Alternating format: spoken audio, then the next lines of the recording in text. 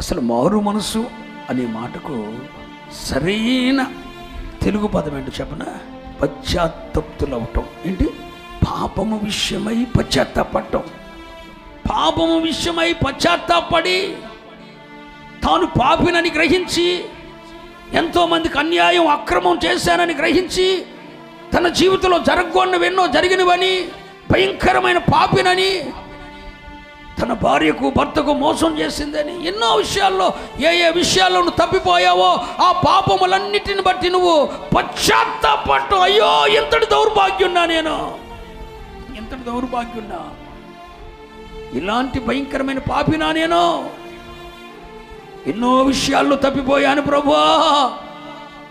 ఒక విషయంలో కాదయ్యా, దావీదు ఒక ఊరియా భార్య విషయంలోనే తప్పిపోయాడు.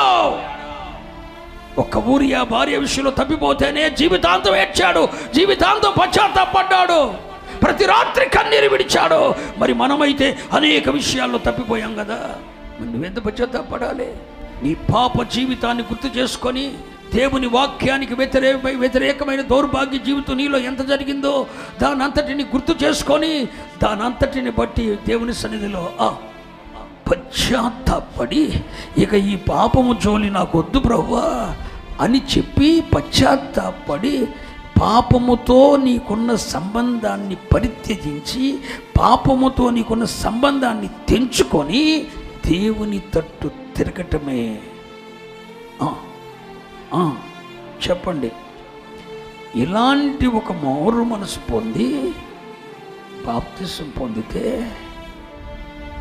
ఇది నీటి మూలంగా జన్మించటం.